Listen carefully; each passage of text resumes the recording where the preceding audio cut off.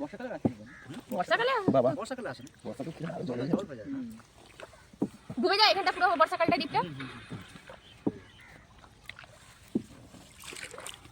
এদিকে বন্যা হয়।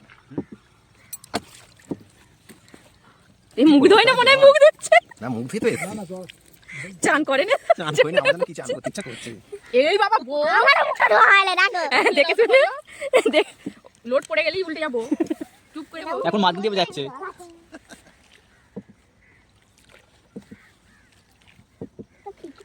একটা সময় ছিল তখন এটা করেই গঙ্গা পার হতে হতো এইরকম হবে তখন তো অনেক জায়গায় এখনো আছে এইরকম করেই নদী পার হয়। ওইদিকে শুধু কলা গাছ না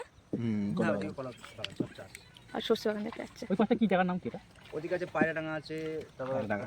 রানাঘাট, রানাঘাট এদিকেই পড়ছে তো। ওটা হচ্ছে নদিয়া, নদিয়া ওটা তো, এটা হুগলি। এটা হুগলি ওটা নদিয়া। আর কোয়ার্টার সিটে পড়ে তো না মায়াপুর পড়ে যায়, নবদ্বীপ পড়ে যাবে। মামনি তো আগে পড়লো।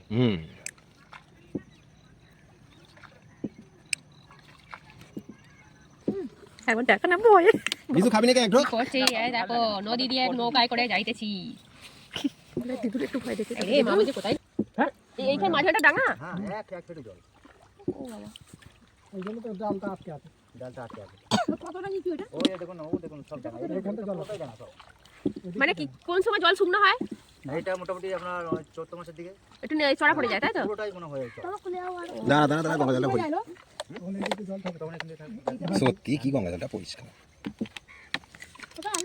এখানে তো কোনো জীবন নেই, আর ওইখানে তো গঙ্গা জলে তো প্রচুর নোংরা।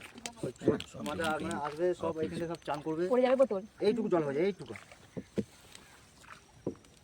এখানে গঙ্গার জল শুকনো হয়ে যায় না। বড় চলরা লঞ্চগুলো যে বড় লঞ্চগুলো আসছে ওগুলো কোথা থেকে আসছে? ওটা কি করবি? মানে আপনার যারা- খেতে আসছে। আচ্ছা যারা বুকিং করে আসে তারা কোথা থেকে আসবে? আছে জায়গায়, ধরুন আমার এখান থেকে লাগবে